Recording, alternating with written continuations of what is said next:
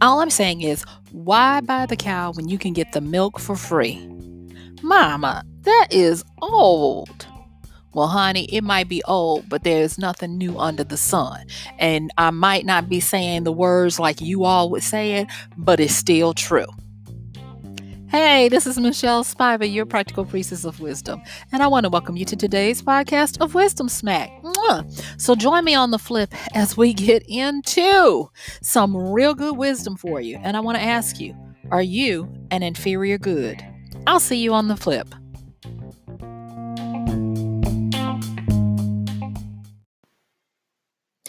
I have a question.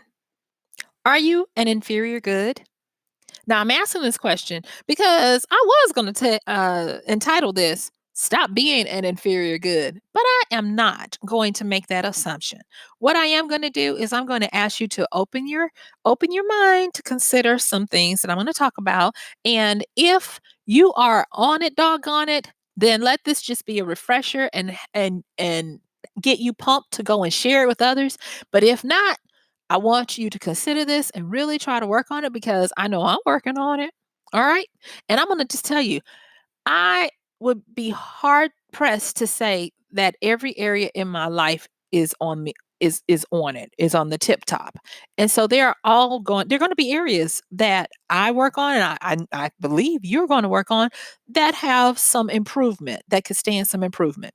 So let's talk about this whole thing of inferior goods. Now on the A part, I remembered a paraphrase, kind of like a snippet of a conversation my mother had with us about this whole concept of the cow and the milk. And the way she described it was way different. And it would take me some years to even grasp the foundations of the wisdom that she shared with us with regards to that old statement about why buy the cow when you can get the milk for free. But she came at a different angle, which was my mother and my grandmother's way. And I was actually in a economics class when it hit me. And to this day, I remember this concept differently because of how my mother described a cow and the milk. And this concept is the concept of the inferior good. Now, I think I've told you guys that when I was in my grad program, my MBA program with finance and economics and those types of things, I also dabbled in consumer behaviorism because I already was doing therapy and stuff from a previous master's degree program. And so I was drawn to the consumer and the economics of how people bought and sold and things. So now that I've got that established, I guess y'all can see why I'm coming from this angle. So bear with me, and I hope I can make keep this interesting. And I'm only going to be here with you for a few minutes. So here we go. All right. So let me start by first giving you a definition of an inferior good. Now, in layman's terms, what it means is that when you don't have any money, these are the goods that you're going to purchase. And so the poorer you are, the more you consume of these products. These products are only appealing to people when they can't do any better. As your income rises, you abandon the product and you get something better. And it is a lot of times associated with perceived quality, real or imagined. It can even have inferior components and lower quality portions or parts of it. It can even be the leftovers or the dregs for sometimes.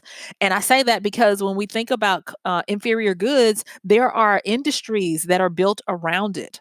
And in America, we have like lots, LOTS kind of stores, like Big Lots, Save a Lot, and those types where they get the goods that were left over that either they made too many of them or they're being discontinued because the demand isn't there, and thus they're discounting them, and those people who cannot afford to get the other products go here looking for the bargain.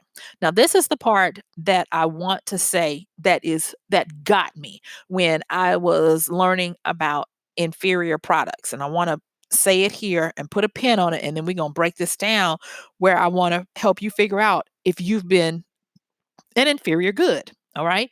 So, this is the part that I want to make mention of, and that is that an inferior good is one that the poorer part of the masses consumes. The poorer part of the masses. Make sure you hear that. The poorer part of the masses. So, of all the people, the poorer part. And not for nothing, this is usually going to be the largest portion of a society. So, an inferior good can be confused with popular because there are more people who are quote unquote poor than there are who are affluent, wealthy, or rich, which those all the same. And so, just because something is an inferior good does not necessarily mean it is not popular. So, just bear that in mind. All right. But then I want to go to the opposite. So, the inferior good is going to be bottom, the dregs, the leftovers, the I can't do no better than this. That's going to be the toilet paper that is so rough that if you look at it real good, you might still see flecks of the sawdust in the sheets, in the one ply sheet, by the way. But then let's look at the aspirational. Now, we have an inferior good, and at the top of the heap is the aspirational, but they don't call it a good. You know what they call it? A brand. And I could say a lot more about the difference between a good and a brand, but we don't have time for that. But that is something that I teach when I'm dealing with people who want to start self-publishing fiction. I handle fiction real well, y'all. But just teaching them how to set up a brand and understanding it from the marketplace and the people and all of that. And so there is a difference. So this is not a play on words. They're saying a lot. So at the top is an aspirational brand. And get this, an aspirational brand is a brand or product which has, are you ready for this? A large segment of the masses who wish to own it, but due to economic reasons, they can't. Meaning, those same masses, these are the brands and products that they lust after, that they really want, but they cannot afford them. And these aspirational brands and products, they command a price premium in the marketplace over any kind of commodities and stuff. And we're going to talk about commodities real quick. Now, continue to bear with me because there's a reason why I'm talking about this. Because today, you're going to learn today that if you have found yourself being very appealing to the masses, you might want to correct that to make sure that you're not just appealing to the masses for the wrong reason. Okay. So there is a hierarchy of brands in the marketplace, and I'm gonna just go over them really quickly for you. 5 of them, and this is not necessarily the right terms, but it'll get you in the ballpark. But this is how I look at them. So we have the inferior good. That's the bottom of the rung. That's the I'll buy this until I can't do any better. That's the where's the beef? you know, that's the barely beef. It's barely enough in there, but the rest of it is filler because it's the cheapest and I need to eat. And so I'm going to buy this quote unquote fish stick that's just minced something with some fish flavor in it, kind of thing. Then after that, above that, I should say, you have commodities and economic goods. So commodities and economic goods are in that next band. So a commodity is going to be something that is equal value. It's not really something that you can differentiate all that much, like a uh, a broom is a broom. When it comes down to it, there's very little you can do to make it higher quality or different. And so when you're looking at commodities, like a pig is a pig, those types of things. So that's going to be a commodity. And then with the after the commodity, above that is going to be the economic goods, and those are going to be the ones for people who who do demand a certain amount of quality, but they want it at a good price. And so that's going to be an economic good. That's going to be the base model of a reputable car. That's going to be, if you say, for instance, you want, and I'm not going to call any cars out here because I don't want y'all sending me messages telling me I'm wrong, but I'm going to say, like, if you want a good car, you want to have the minimum things on it that are going to do what you want the car to do, but they have to be quality. They can't be horrible. And usually these economic goods are going to be offered by a brand. So let's just go back to the toilet paper.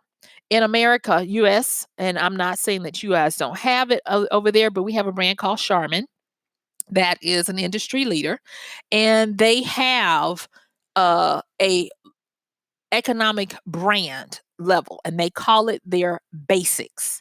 And with the basics, it still has the quality of Charmin, but no fluff. The packaging doesn't have a lot of fluff. It doesn't have a lot of added this or that, but it's a good solid product. So that's going to be an example of the economic goods level. Then after that, you have the loyalty brands, and this is going to be the Charmin regular that people are familiar with. It's going to be that two-ply plushness that swaddles your bottom like a wonderful soft pillow, as opposed to that inferior good that you taking a chance that you don't get butt rash. I'm just going to say it if you use it too long. All right. So let me go over where we have them for so far. So on the bottom, we've got the inferior good, followed by a commodity, followed by an economic good, followed by a loyalty brand. And then the top one is going to be an aspirational brand. So whereas you got Charmin, I don't know what the aspirational brand for toilet paper would be. So I'm just going to make up one. That one might be uh gold leaf infused herbal um bamboo sheets, or something like that, something crazy and over the top for your toilet paper, for your disposable toilet paper, or something like that. So, or better yet, it doesn't even have to be a toilet paper, it could be a bidet. You could get you a bidet where you don't really need all of that. So there's that. So those are the 5 different levels. I'm telling you these 5 different levels because I want you to understand the positioning of where an inferior good is and how so many people don't realize that they think they're doing something, but they're at best inferior goods. So let's get to this. I want to ask you, do you even know how to tell the difference between whether or not where you fit on these levels? Are you an inferior good thinking that you're an aspirational brand? Or are you an economic good who is wanting to be aspirational brand or whatever? This is just simply to get you to start thinking about where you fall on this, because going back to how my mom talked about that cow and that milk, I started to see some things in my economics classes. And that is this, that no matter who you are or where you are, we are part of a community, a culture, a tribe, a striation, a avatar group or whatever. Even if we never come out, do you know that hermits are still part of a group? So there is going to be somewhere that you fit in. And depending on what you want to be and do in your life, you need to understand that. And say, for instance, you're like, Michelle, based on what you've told me so far, I'm an inferior good and I'm glad about it. Thank you so much. Click. That's fine. But too many people I see today don't realize that they might be fine with being an inferior good, but it's going to take a loyalty brand at best to get them what they want in life. So, if you are wanting to um, not sustain where you are, but if you're wanting to continue to grow and to do and to be the best that you can be, these are things that are going to help you wisdom wise to understand where you are. So now that we've talked about inferior goods versus aspirational brands by way of a uh, brand, let's talk about it by way of people. So, as an inferior good person, this is the person who might appeal to a lot of people because they can't do any better. This is going to be your Joe Q public, your plebeian. This is going to be your seat filler at the Oscars. This is going to be your person who's nondescript. This is going to be your person who, in a lineup, you look like the boy or the girl next door. You're going to be the least viable effort of humanness when it comes to remarkability, usefulness, and those types of things. This is not a put down at all. It is not. It is simply to say that too many times I see folks that are like, I'm doing it. And you look and you're like, you're an inferior good. And as soon as someone can do better, they will. Whether it be dating or whether it be trying to get your hustle on, you have to know this. So let me just for a few minutes break that down. Um, there when I used to do a more, psychoanalysis and therapy, there would be people that would come and they would talk about situations that they wanted, but everything that they presented, everything that they did, everything that they were at the time warranted what they were getting in their interactions with people and the way they were perceived in society. I was like, if you want a better significant other, you have got to stop being the default. You have got to stop um you've got to stop being willing to be the base model. You've got to stop being the used car until I can do better. And when I said used car, I did mean being used until I can do better. Whether it was with a relationship or on your job or how you were perceived in your social group, you know, people didn't realize it. And I remember at that time, I would get frustrated because I was like, can't you see? Can't you see that they're using you? They're walking all over you. And it wasn't until I realized that this person was projecting that they were there for the poorer part of the masses. Remember, an inferior good appeals to the people who are at the bottom part of the masses in that area and cannot do any better at that time. It's kind of like the, well, if I can't be with the one I want, I'll be with the one I'm with kind of thing. And that's not cool. So then likewise in jobs, why is it everybody else um gets picked for this or that but me? And even when they would try to go out and do something about it, somebody else would steal their thunder, or people would not believe that they really did it and all this kind of stuff. And there is a wisdom way to be aware of this and to fix it. We're going to get to that real soon. All right. So then, if, for instance, you're starting to see, hopefully, you're starting to see that inferior goods and people who get treated inferiorly, they have a similarity in that people only use them or want to be around them when they can't get what they want, when they can't get the aspirational. And there is a way to come up out of that. Oh, yes, there is.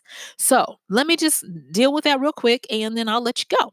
So, what I want you to do, if you're starting to be like, hey, that's me, then the first thing is immediately stop settling for being the make do model, for the base model, for the default setting. Stop doing that in any part of your life where this is like ding, ding, ding, this is going on. Okay.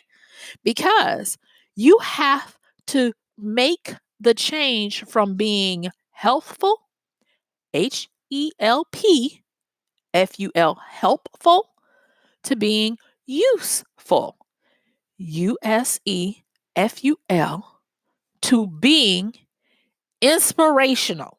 So you can't just jump from helpful to inspirational. A lot of people try it, doesn't necessarily work that way. So what do I mean in this progression?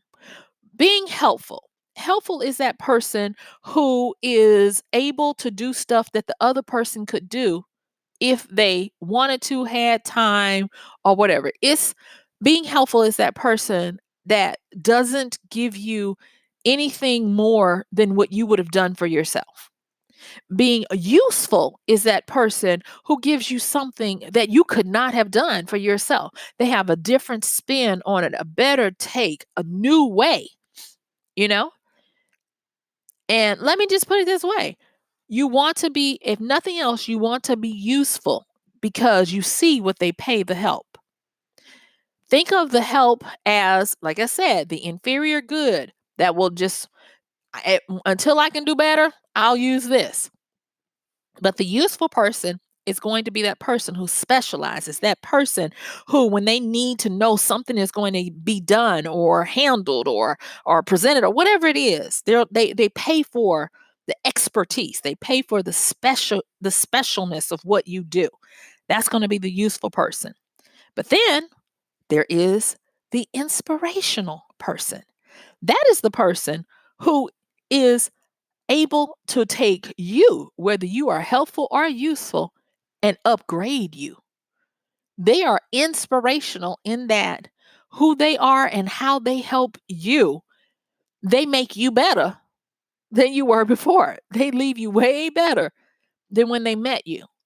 And that's the difference between having an inferior good and then a middling kind of economic or loyalty good to putting you up into the aspirational rafters. So now that I said that, I'm going to give you a few fast case studies to just show you some people who got their come ups, some people who did it.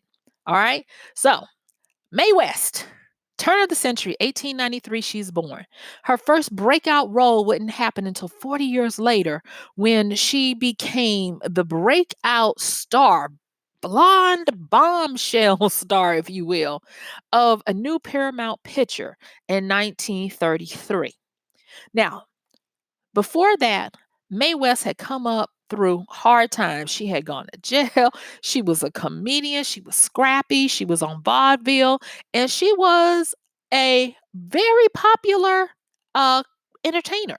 But remember, she was a popular entertainer for the poor masses, those who couldn't afford to go to the Broadways and pay the big money for the Savoys and all of that of their time. And so she had a lot of cachet with a lot of people who couldn't do any better.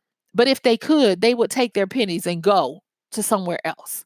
So she was a quote unquote broad, as they called them at the time.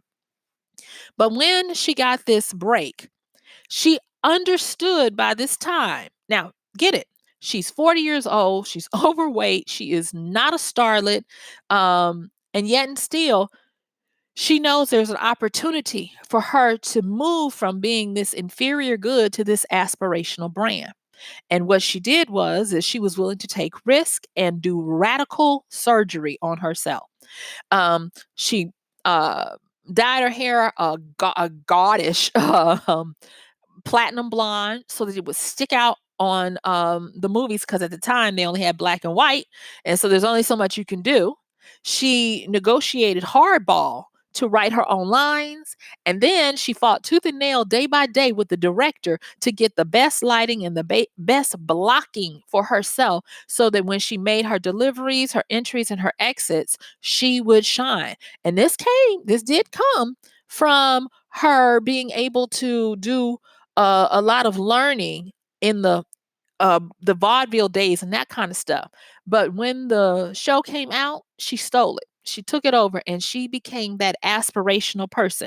She single handedly helped women to start understanding how to use catchphrases and understanding how to show their savviness in a way that was acceptable. And she became the woman to aspire to be like. How did she do this?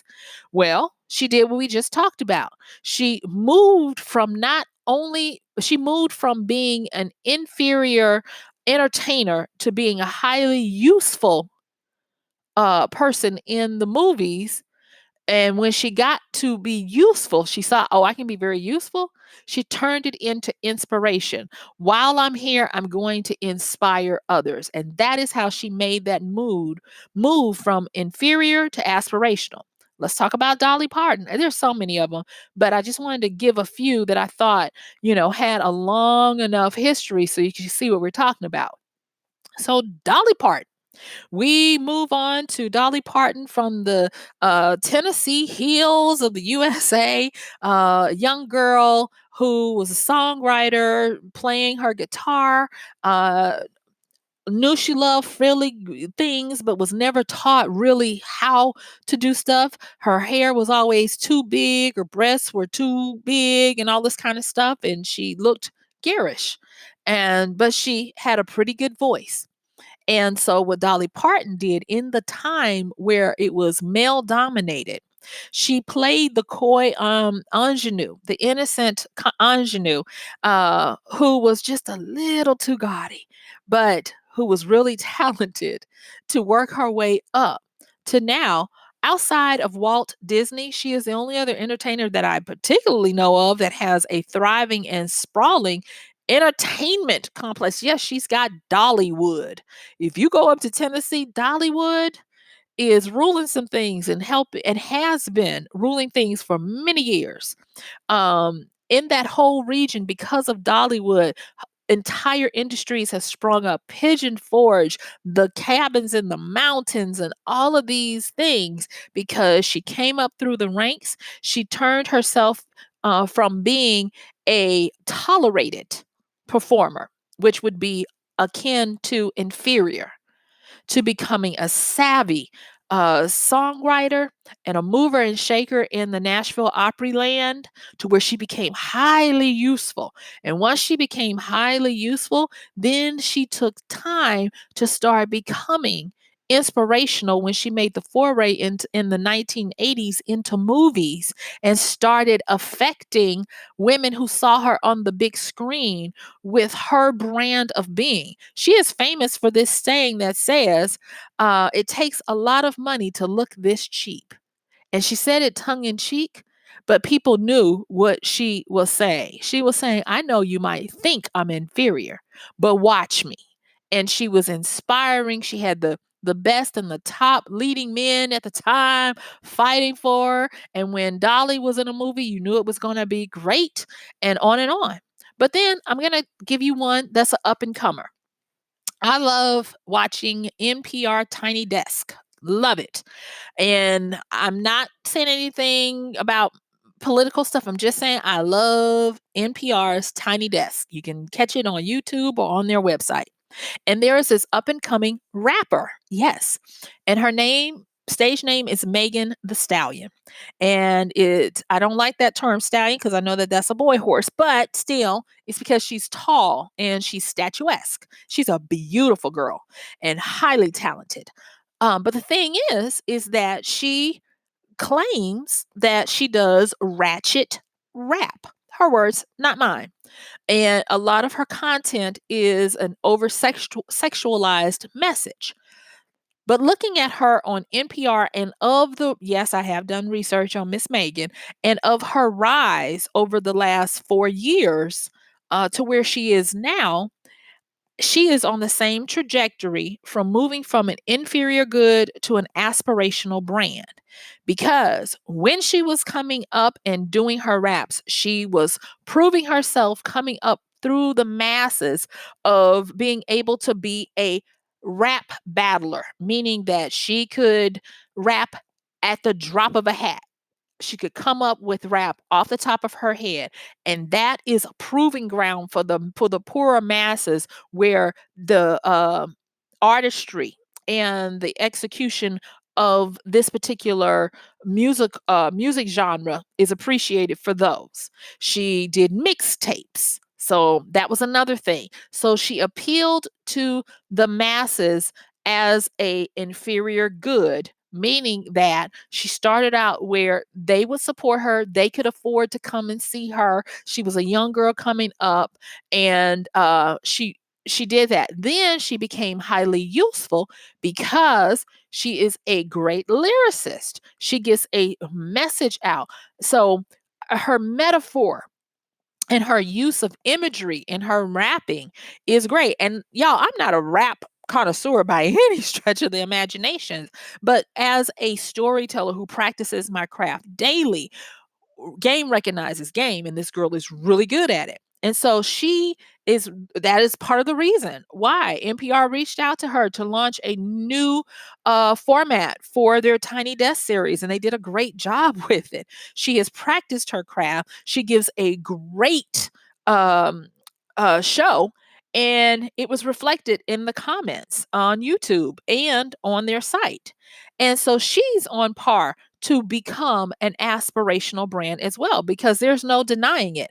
When you listen to her, you're like, oh, okay. But then, even in the comments, people say things like, Megan inspires me to be that girl while I'm listening to her, which means that now she has moved from being an inferior good to a useful, highly useful person, to now being someone that people aspire to.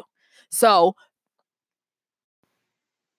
let's take a look at how we can change our trajectory from being an inferior good to at least getting up there where we got some loyalty, but hopefully as an aspirational brand.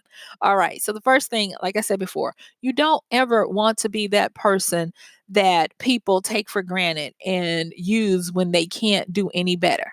You don't want to be that friend that the only reason why they called you up and invited you is because no one else was available.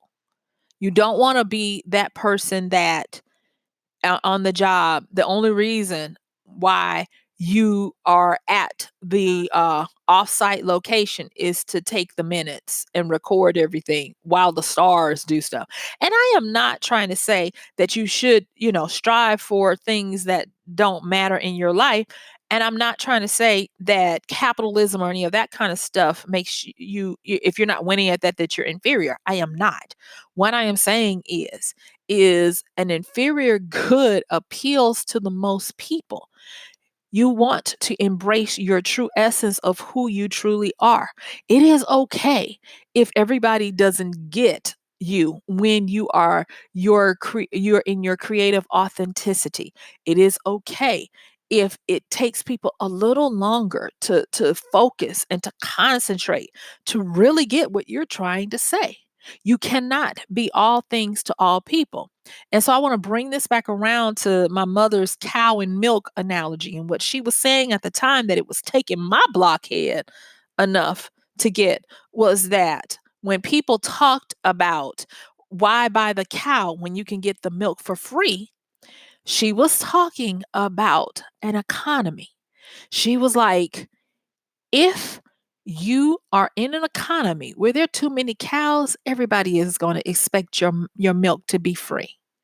You need to move yourself out of the place where there's too many cows. You and she was like, I am teaching you to understand that your milk has value. I'm teaching you to understand that you have value. She wasn't using the term useful. She was using the term value, but they are one and the same. Seth Godin says it in a different way. He talks about purple cows being able to stand out from the crowd, not being confused as an inferior good or even a commodity, but being understood as a golden goose, someone who sits above, someone to be aspired to. When you are an aspirational brand, people have to qualify to be able to interact with you or consume your product of who you are. There are some people that you and I may not ever know, but who is the person when you're dealing with people who have built up to the level to be able to consume what they produce. There are levels to this thing, of course. But what I do want you to understand is this, is that there is a way that you can move yourself through the ranks. So the next thing is after you stop, you're like, I'm no longer the default setting, I'm no longer the base model.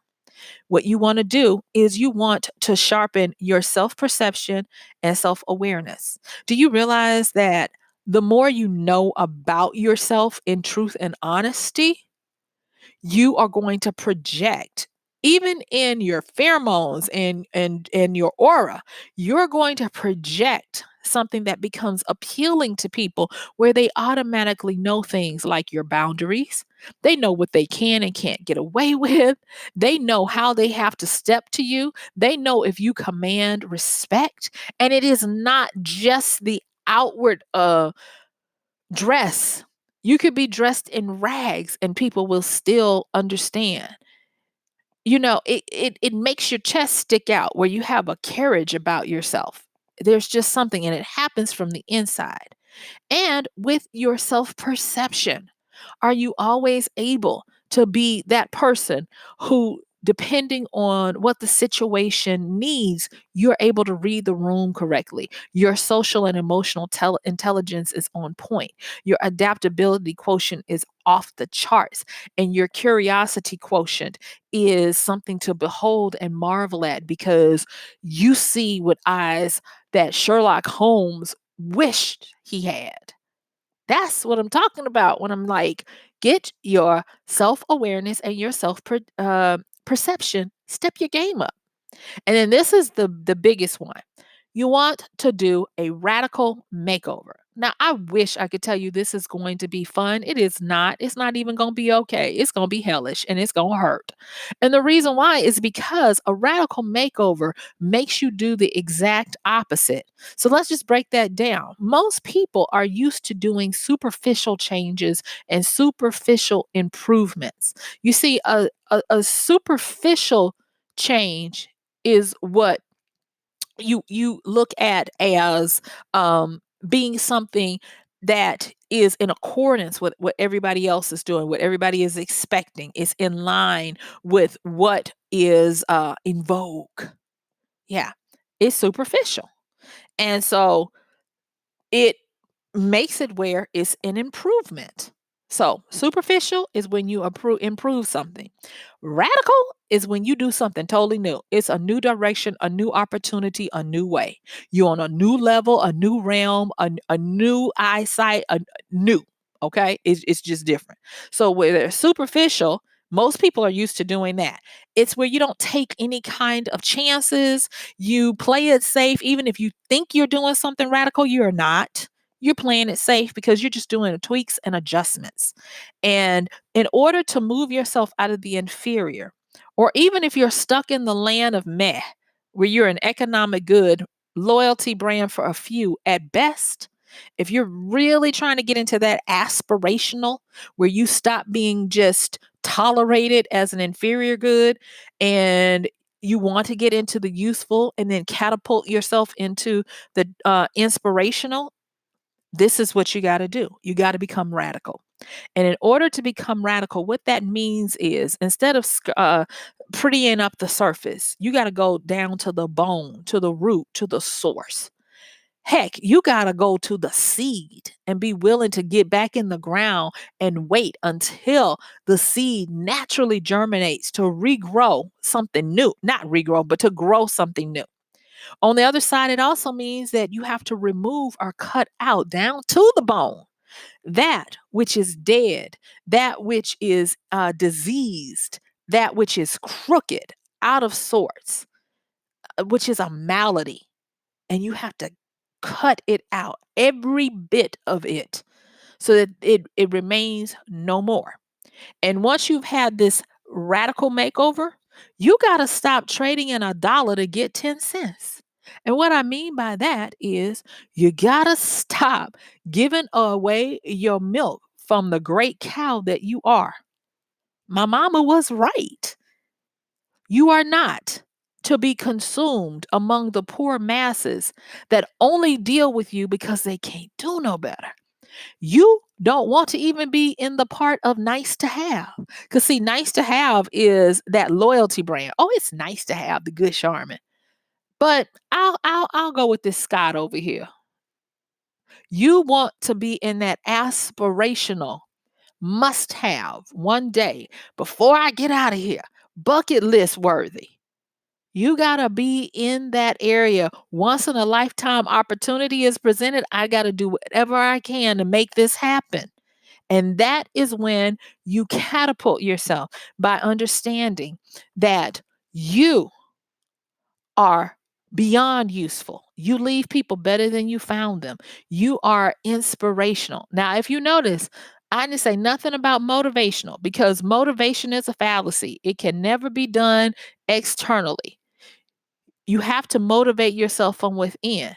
But Inspiration can trigger motivation. So when you see someone doing something, they inspire you, and then you yourself get motivated to take action. So the fastest way that I can tell you, wisdom wise, when you realize I'm tired of being an inferior good and I'm ready to take it all the way up to an aspirational brand, is you figure out how to stop being tolerated, how to stop just being good enough until I can do better. Then you stop being helpful.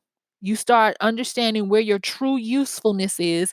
That comes from increasing your self awareness and self perception to be able to dictate to yourself who you are and casting that out wherever you go. Because a majority of public perception is dictated by your self awareness and your self perception. So be aware of that. Right. And once you start doing that, start activating your usefulness. And as you do that, get to the point where you inspire. And you will start becoming an aspirational brand. You will start having people where you would, like Megan Thee Stallion, where you started off as a little rapper, like people saying, "Oh, she's cute." Now, mind you, her mother was a rapper too, but the novelty of it, she's cute, but she paid her dues and did those things, and she moved her way up where she was tolerated at first. Then she became highly useful as a rapper who could think on a dime and write lyrics and metaphors that blow your mind, to where she became very useful. And now she's starting to become aspirational, because under the subtext, the meaning, the subtext of what this young lady is saying is so freaking inspiring, just to get people to think differently about themselves and how they interact with their worlds. And that is how an inferior good can go to an aspirational brand. And so, guess what, y'all? Yes, my time is up. I thank you for yours. This has been MichelleSpiva, your practical priestess of wisdom, with another podcast of Wisdom Smack. Mwah.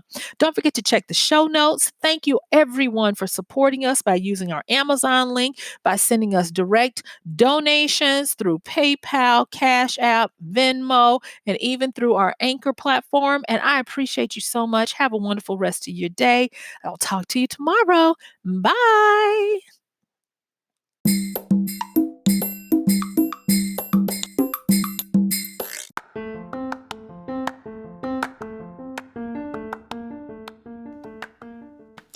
And that's going to do it for today's podcast of Wisdom Smack with MichelleSpiva. If you like this podcast, please help us get the word out. Like, comment, subscribe, and even share. And if you really like it, please help us continue to get the word out by considering using this show's link for Amazon. So when you want to go to Amazon and you do all of your general shopping, please use MichelleSpiva.com/AMZ.